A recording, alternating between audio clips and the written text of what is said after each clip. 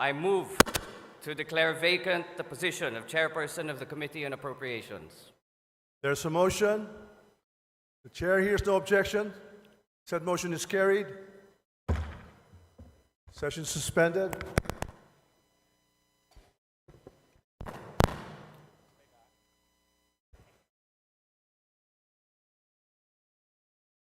Session resumed. Mr. Majority Leader. Honorable colleagues, the Speaker of the House of Representatives, the Honorable Ferdinand Martin G. Romualdez, will address the body.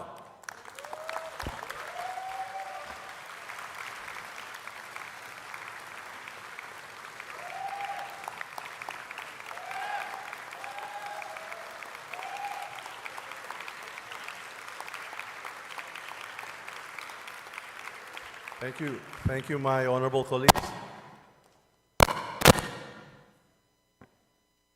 Distinguished deputy speakers, the majority leader, the minority leader, esteemed colleagues, honored guests, my fellow beloved Filipinos, today we assemble not merely to open another session of Congress, but to recommit ourselves to profound trust placed in us by the Filipino people.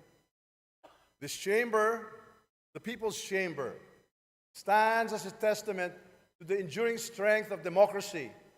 Within these walls, we do not simply draft laws, we give life to the aspirations of a nation, and we shape the destiny of generations yet unborn.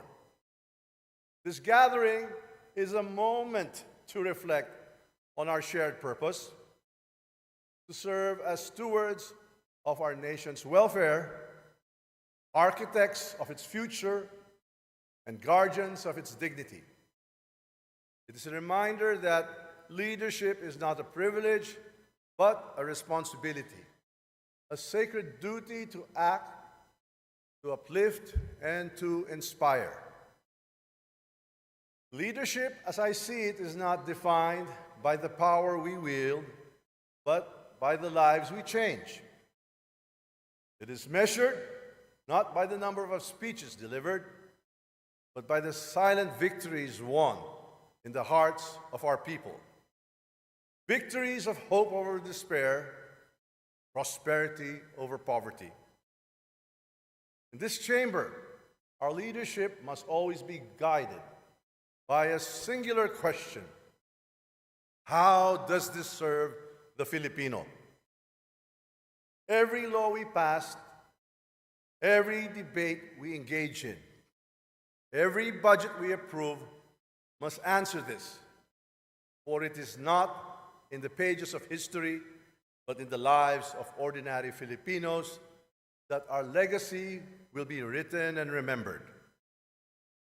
Last year, our nation weathered storms, yet remained resilient.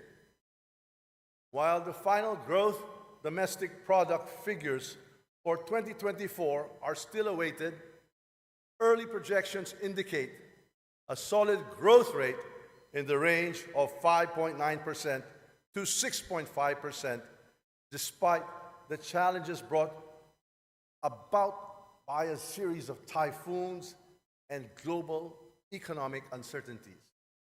This performance is a testament to the industriousness of every Filipino farmer, worker, and entrepreneur who continue to drive our economy forward.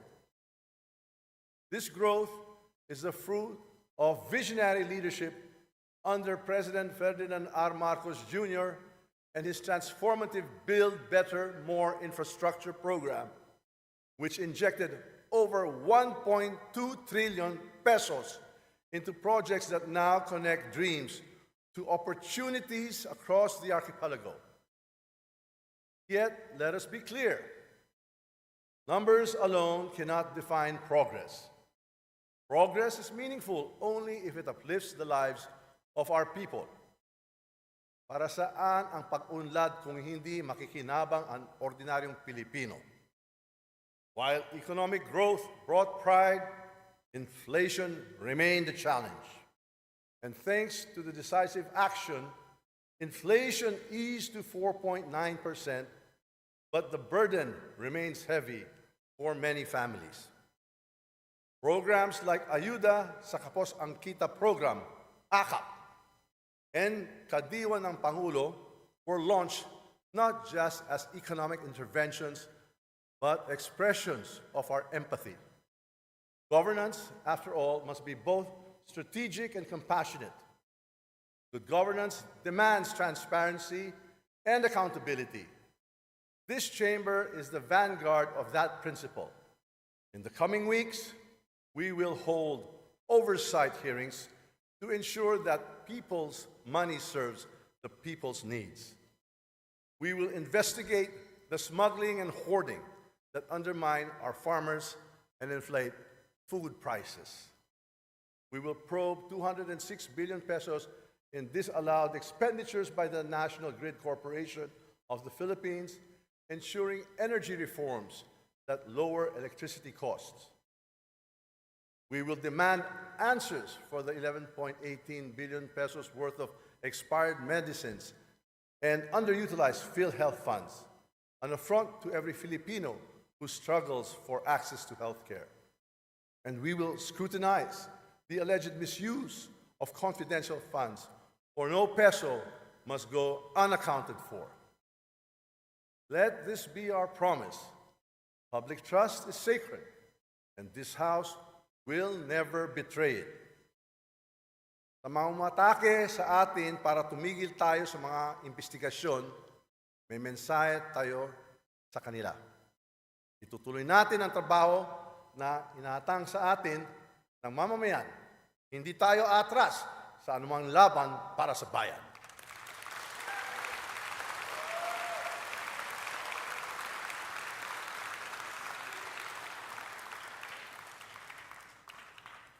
In 2024, the Chamber achieved an extraordinary milestone.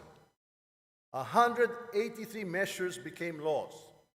But true success lies not in the quantity of laws passed, but in their quality, how they change lives. Among these are measures that herald transformative change, the corporate recovery and tax incentives for enterprises to maximize opportunities for reinvigorating the economy, the Create More Act, which fosters investments and job creation. The Self-Reliant Defense Posture Act, strengthening our national security while creating skilled jobs. The Anti-Agricultural Economic Sabotage Act, targeting the scourge of smuggling and profiteering in agriculture. The Philippine Archipelago Sea Lanes Act and the Philippines Maritime Zones Act, asserting sovereignty while promoting the maritime economy. The Academic Recovery and Accessible Learning Act, the ARAW Act, bridging educational gaps for our youth. These are not just policies, they are commitments to a better, fairer, and stronger nation. Our nation is no longer a quiet observer. In the global arena, it is a leader. This February, the Philippines will host the Parliamentary Intelligence Security Forum, the PISF, where 96 countries will discuss and tackle the critical importance of mutual cooperation in confronting global security challenges, including counterterrorism financing, cybersecurity, and emerging technologies such as AI and 5G.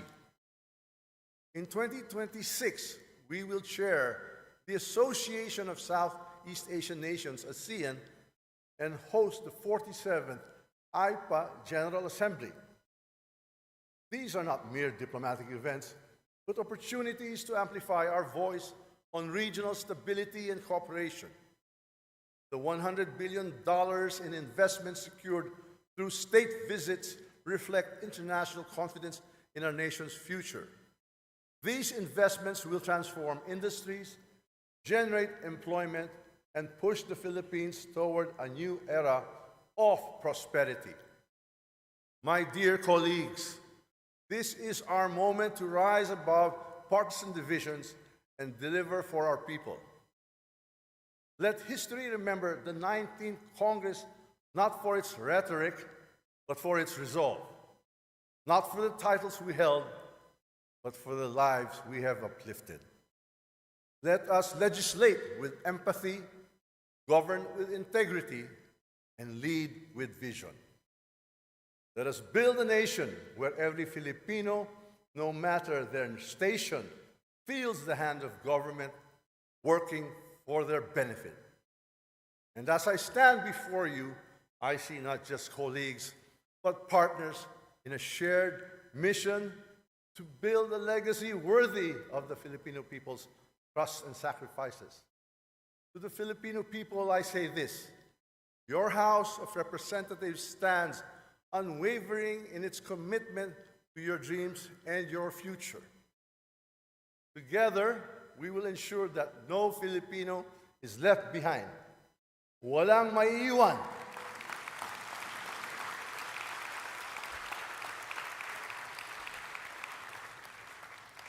Sama-sama nating itutulak ang batas ng mag-aangat sa buhay ng bawat Pilipino.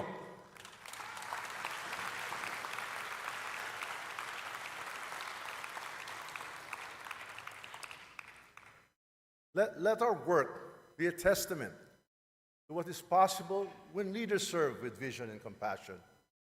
Let this Congress be a shining example for generations to come. Again, maraming salamat sa inyo po. Mabuhay ang Republika ng Pilipinas. Mabuhay ang sambayanang Pilipinas.